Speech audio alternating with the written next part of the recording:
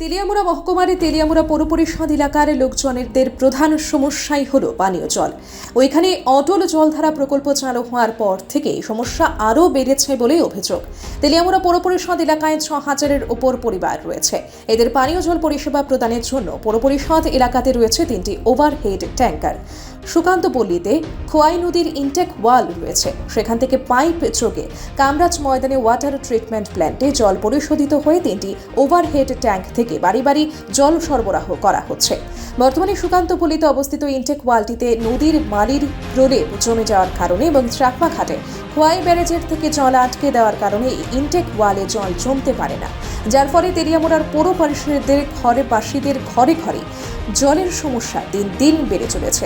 এর ফলে সকাল বিকেলে দুবেলা অপেক্ষায় থাকতে হয় কখন জল আসবে। জল আসলেও কতটুকু সময় থাকবে তারও কোনো গ্যারান্টি নেই। এই সমস্যা দীর্ঘ বছর ধরে তেলিয়ামুড়া পৌরবাসী ভোগ করে আসছে। তবে তেলিয়ামুড়া পৌর পরিষদবাসীদের এই সমস্যারও সমাধান হতে চলেছে। প্রসঙ্গত উল্লেখ্য, 2018 সালে রাজ্যে বিজেপি সরকার আসার পর তৎকালীন তেলিয়ামুড়া পৌর পরিষদ কর্তৃপক্ষ উদ্যোগ নেয় তেলিয়ামুড়াবাসীর এই প্রধান সমস্যাটিকে সমাধান করার। পরিকল্পনা গ্রহণ করা হয় চাকমাঘাট ব্যারেজের গেটের অপর পাশে যেদিকে জল জমা রয়েছে সেখানে একটি ইনটেক ওয়াল তৈরি করে ট্রিটমেন্ট প্ল্যানে জল আনার। এর জন্য বরাদ্দ হয়েছে 5,51,00,000 টাকা।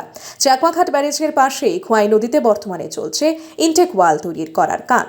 ইতিমধ্যে ইনটেক ওয়াল নির্মাণের কাজ প্রায় 70% হয়ে গেছে বলেই জানান নির্মাণকারী সংস্থা। এই কাজ শেষ হলেই শুরু হবে পাইপলাইন বিছানোর কাজও। এ ব্যাপারে শনিবার এক সাক্ষাৎকারে তেলিয়ামুড়া বিধানসভার বিধায়িকা তথা রাজ্য বিধানসভার মুখ্য সচেতক কল্যাণী সাহা রায় বলেন, তেলিয়ামুড়া মোহরছড়া এলাকার ঠিকাদার বিশু রঞ্জন দাস এই কাজ করছেন। 1 বছরের মধ্যেই তেলিয়ামুড়া পৌর পরিষদের বাসীদের পানীয় জলের সমস্যার সমাধান হবে বলে তিনি জানান।